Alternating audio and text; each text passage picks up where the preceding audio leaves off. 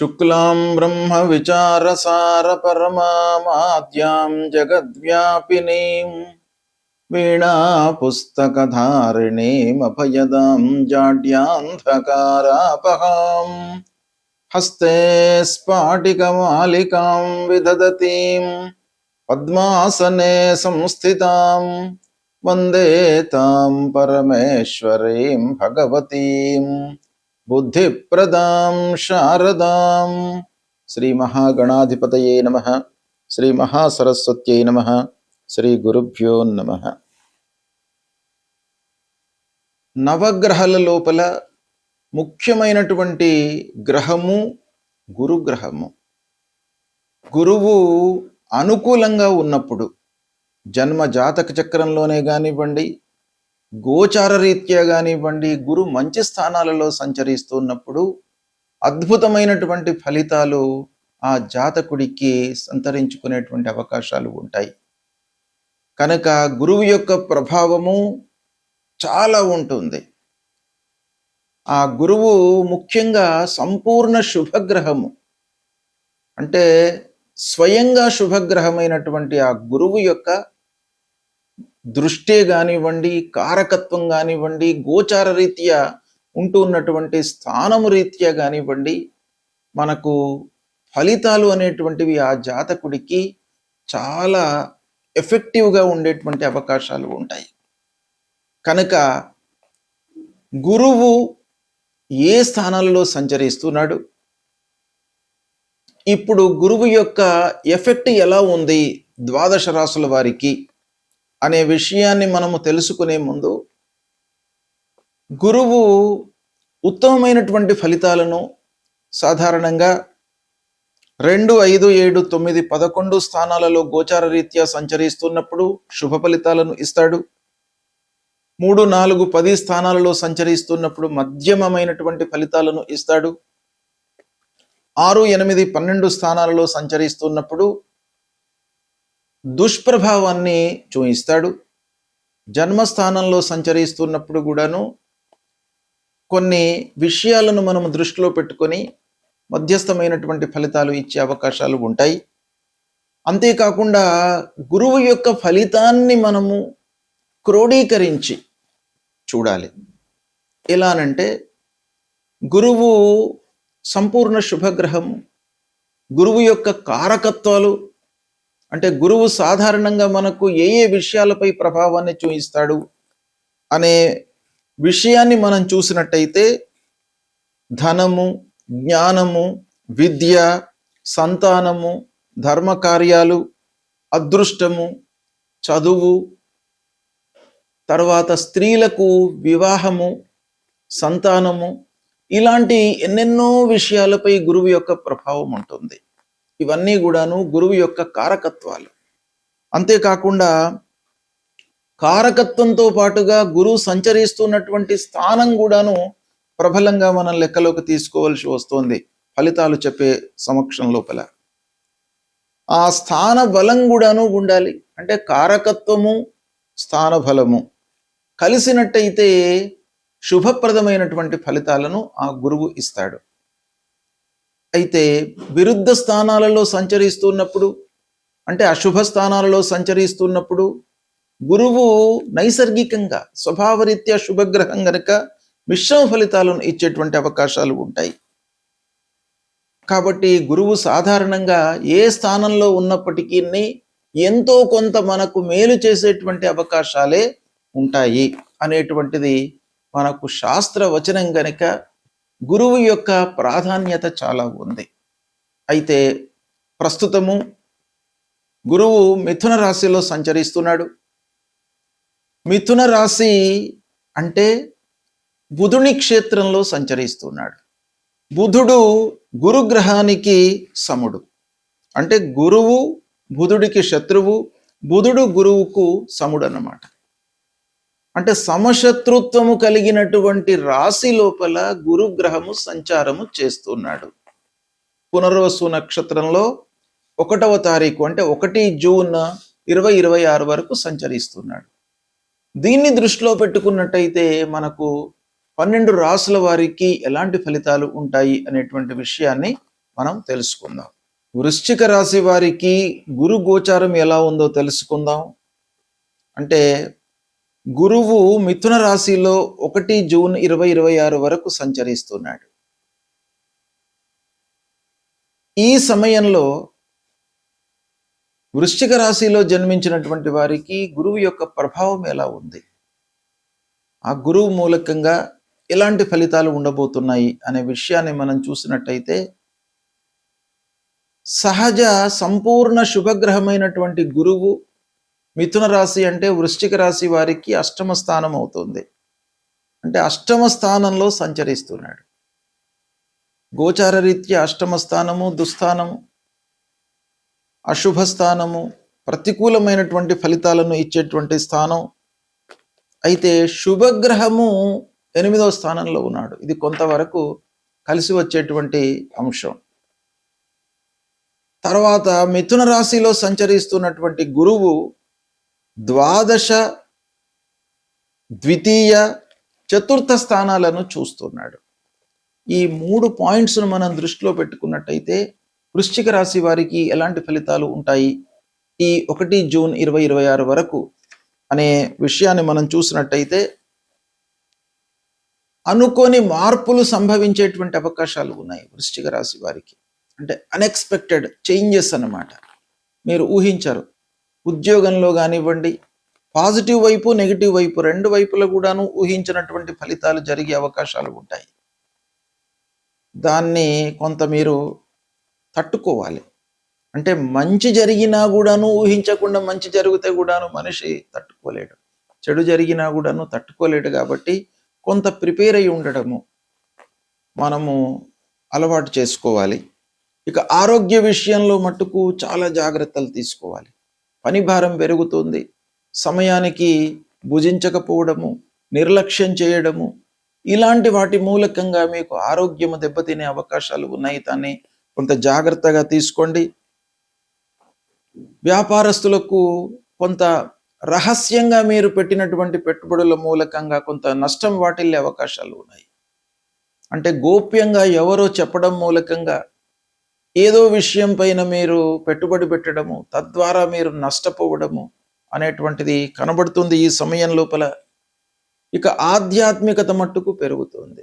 భగవంతుడి పైన, గురువుల పైన భక్తి ప్రపత్తులు పెరుగుతాయి. ఇకపోతే గురు దృష్టి ద్వాదశ స్థానం పైన ఉంది కాబట్టి ఖర్చులు పెరుగుతాయి. అయితే కొన్ని విషయాలలో మీకు మంచి జరిగే అవకాశాలు కూడాను ఉన్నాయి. అంటే గురు దృష్టి ద్వాదశం పైన ఉంది కాబట్టి శుభమూలకంగా, అంటే కొన్ని మంచి పనుల మూలకంగా ఖర్చులు చేసేటువంటి అవకాశం కూడాను ఒక పక్కన ఉంది. విదేశీ ప్రయాణాలు కనబడుతున్నాయి. ఇక మౌనము చాలా విషయాల లోపల మీకు సమస్యలకు పరిష్కార మార్గంగా కనబడుతుంది. అనవసరమైనటువంటి విషయాలలో మీరు తలదూర్చకుండా ఉండడము ఈ సమయంలో చాలా అవసరము. 2వ స్థానాన్ని కూడాను చూస్తున్నాడు మిథున రాశిలో సంచరిస్తున్నటువంటి బృహస్పతి. కనుక డబ్బు విషయంలో మీకు కలిసి వస్తుంది. అయితే జాగ్రత్తతో ఉండాలి. డబ్బు రాబడి కొరకు, రావాల్సినటువంటి డబ్బు కొరకు మీరు శ్రమించవలసినటువంటి అవసరం ఏర్పడుతుంది. కుటుంబంలో మీకు మద్దతు లభిస్తుంది. భార్య, పిల్లలు, కుటుంబ పెద్దల యొక్క సహాయ సహకారాలు అందుతాయి. ఇక ఇంటి లోపల సౌఖ్యంగానే ఉంటారు. ఆస్తి విషయంలో కొంత డిస్ప్యూట్స్ మటుకు కనబడుతున్నాయి. స్థిరాస్తులు, చరాస్తులు, పూర్వీకుల నుంచి రావాల్సినటువంటి ఆస్తి, డబ్బు, ఆభరణాలు, ఇలాంటి వాటి విషయం లోపల కొంత డిస్ప్యూట్స్ తలెత్తేటువంటి అవకాశం కనబడుతుంది. తద్వారా కొంత మానసికమైనటువంటి అశాంతి ఉండేటువంటి అవకాశం బాగా ఉంది. దాన్ని మీరు తగ్గించుకోవడానికై ప్రయత్నాలు చేసుకోవాలి. ఇకపోతే అప్పుల విషయంలో జాగ్రత్త పడాలి. అనవసరంగా మీరు డబ్బులు తీసుకోకూడదు, ఇవ్వకూడదు. లోన్స్ విషయం లోపల జాగ్రత్తలు తీసుకోండి. అనవసరమైనటువంటి ప్రలోభాలకు వెళ్ళి, కంపారిజన్లోకి వెళ్ళి మీరు లోన్లు తీసుకున్నట్టయితే ఈ ఇబ్బందులలో మీరు పడతారు. కాబట్టి జాగ్రత్తలుగా ఉండండి. ప్రెషర్ ఎక్కువగా ఉండేటువంటి అవకాశాలు ఉంటాయి ఈ సమయం లోపల. కాబట్టి సహనము, ఓర్పు, మౌనము, ధ్యానము ఇలాంటివి మీరు చేయడం మూలకంగా కొంత వాటిని అధిగమించే అవకాశాలు ఉంటాయి. ఇకపోతే మిశ్రమ ఫలితాలు ఎక్కువగా ఉన్నాయి. ఒక రవ్వ మీకేంటంటే ప్రతికూలమైనటువంటి ఫలితాలే కొంత ఎక్కువగా కనబడుతున్నాయి కాబట్టి జాగ్రత్తగా ఉండండి. ఆత్మ విమర్శన చేసుకోండి. అంటే ఆత్మావలోకనము ద్వారా మీరు చాలా సమస్యలకు మీరే పరిష్కారాన్ని ఎదుర్కొనేటువంటి అవకాశాలు ఉంటాయి. అంటే పరిష్కారం మీరే తెలుసుకుంటారు.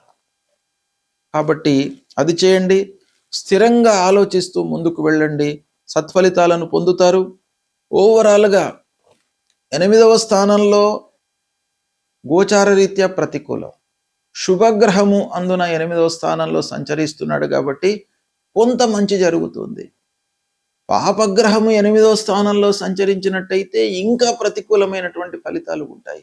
సంపూర్ణ శుభగ్రహము 8వ స్థానము దుస్థానంలో సంచరిస్తున్నాడు కనుక 50% మీకు ప్రతికూలత, 50% మీరు ఎఫర్ట్స్ పెట్టడం మూలకంగా దాన్ని మలుచుకునేటువంటి అవకాశాలకు ఆస్కారం ఉంది కాబట్టి దీన్ని సద్వినియోగపరచుకోండి. గురువు ప్రతికూల, అనుకూల, మధ్యస్థ స్థానాలలో సంచరిస్తున్నప్పుడు మనము తప్పకుండా పరిహారాలను చేసుకోవాలి. సాంప్రదాయ జ్యోతిష్యం ప్రకారంగా ఆధునికంగా మనము చూస్తున్నటువంటి అన్ని విషయాలను మనము దృష్టిలో పెట్టుకున్నట్టయితే శుభస్థానాలలో సంచరించడము, శుభ దృష్టి ఉండడము, గోచార రీత్యా అనుకూలమైనటువంటి స్థానాలలో సంచరించడము, కారకత్వాలు వీటన్నిటిని కూడాను మనం దృష్టిలో పెట్టుకున్నట్టయితే శుభ అశుభ స్థానాలు, పరిహారాలు వీటిని మనము నిర్ణయించుకొని గురువుకు సంబంధించినటువంటి విషయాలలో మనం పరిహారం చేసుకోవాలి. ముఖ్యంగా ఏంటంటే ద్వితీయ, పంచమ, సప్తమ, నవమ, ఏకాదశ స్థానాలలో మంచి ఫలితాలను ఇస్తాడు గురువు. అంటే గోచార రీత్యా ఈ స్థానాలలో సంచరిస్తున్నప్పుడు శుభ ఫలితాలను ఇస్తాడు. శుభ ఫలితాలను ఇస్తున్నప్పుడు ఆ గురువును మనం పూజించడం మూలకంగా ఏకాగ్రత కలిగేటువంటి అవకాశాలు ఉంటాయి. అంటే గురువుల యొక్క ఇంకా అనుగ్రహం పెరగడానికై మనం చేయాలి. ఇక 3, 4, 10 స్థానాలలో సంచరిస్తున్నప్పుడు మధ్యమమైనటువంటి ఫలితాలను ఇస్తాడు. ఈ మధ్యమమైనటువంటి ఫలితాలను ఇస్తున్నప్పుడు గురువుకు సంబంధించినటువంటి స్తోత్రాలు, పారాయణాలు చేసుకోవాలి. ఇక ముఖ్యంగా అరిష్ట స్థానాలు, దుస్థానాలలో సంచరిస్తున్నప్పుడు మట్టుకు మనము తప్పకుండా పరిహారాలను చేసుకోవాలి. అవి ఏ స్థానాలు అని అనంటే షష్టమ స్థానము, అష్టమ స్థానము, ద్వాదశ స్థానము, జన్మస్థానము.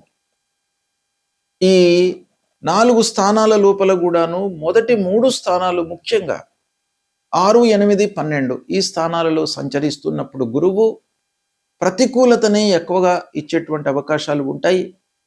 అయితే స్థానము ప్రతికూలమైనప్పుడు గురువు సహజంగా శుభగ్రహం గనక సహజ శుభగ్రహము ఏ స్థానంలో ఉన్నప్పటికీ మనకు 40% వరకు మంచి ఫలితాలను ఇచ్చే అవకాశాలు ఉంటాయి. ఇక స్థాన ప్రభావం మూలకంగా ±40% ఫలితాలను ఇచ్చేటువంటి అవకాశాలు ఉంటాయి.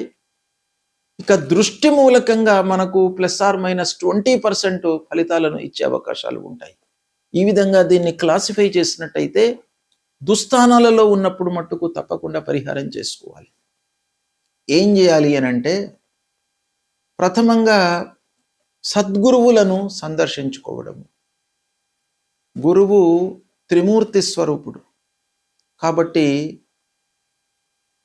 ఆ గురువులను సందర్శించుకోవడము, వాళ్ళను సేవించుకోవడము, వాళ్ళు చెప్పినటువంటి ఏదైనా కూడాను ఒక అనుగ్రహ భాషణను మనం వినడము, గురువుకు సంబంధించినటువంటి మూల మంత్రాన్ని జపించడము, దేవానాంచ ఋషీణాంచ గురుంకాంచన సన్నిభం వందనీయం త్రిలోకానాం తం నమామి బృహస్పతి అనేటువంటి మూల మంత్రాన్ని చదువుకోవడము, తల్లిదండ్రులను సేవించడము అన్నిటికంటే కూడాను మనకు ఉత్తమమైనటువంటి పరిహారంగా శాస్త్రంలో చెప్పబడి ఉంది.